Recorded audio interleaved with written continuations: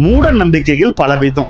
எந்த பிரச்சனைக்கும் நம்ம ஏதோ ஒரு காரணத்தை காட்டிட்டு எஸ்கேப் ஆகிற பழக்கத்தை தான் இந்த மூட நம்பிக்கையை ஏற்படுத்துது. அந்த மாதிரி ஒரு மூட நம்பிக்கை தான் நம்ம வாயில பல்லு கிரௌடடா இருக்கிறதுக்கு விஸ்டம் டீத்த மேல பழிய போடும். இல்லைங்க, நம்ம வாயில பல்லு கிரௌடடா இருக்கிறதுக்கு நம்மளோட போன் டென்சிட்டி ஒரு காரணம்.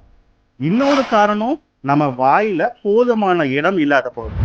ஜெனட்டிக் ரீசன்ஸ்னால சிலருக்கு பிறக்கும் போதே போன் டென்சிட்டி கம்மியாக இருக்கலாம். அதனால பல்லு முளைக்கும் போது இர்ரெகுலரா முளைச்சு க்ரூக் டீத்துன்னு சொல்லப்படுற இந்த ப்ராப்ளம் வரலாம். இன்னும் சிலருக்கு வாயில இடம் இல்லாம கூட இந்த மாதிரியான க்ரூக் டீத் வர வாய்ப்பு இருக்கு. அண்ட் நிறைய குழந்தைங்க பல்லு சொத்த இருக்கும் போது சீக்கிரம் பல்லு எடுத்துட்டீங்கனாலும் இந்த மாதிரி க்ரௌடட் டீத் வரத்துக்கு வாய்ப்பு இருக்கு. இன்னொரு விஷயம் என்னன்னா, பல ஸ்டடீஸ் என்ன சொல்லுது, விஸ்டம் டீத்துக்கும் மற்ற பல்லுக்கு புஷ் பண்ற சக்தியே கிடையாதாம். சிலருக்கு விஸ்டம் டூத்தே முளைக்காத போது கூட இந்த மாதிரி க்ரூக் டீத் வருது.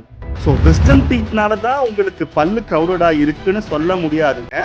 பல்லு க்ரௌடடா இருக்கிறதுக்கு நிறைய காரணங்கள் இருக்கு. ஸோ எல்லாத்துக்கும் விஸ்டம் டீத் மேல பழிய போடுறதுக்கு முன்னாடி உங்க டென்டிஸ்டை பார்த்து என்னன்னு தெரிஞ்சுக்கோங்க.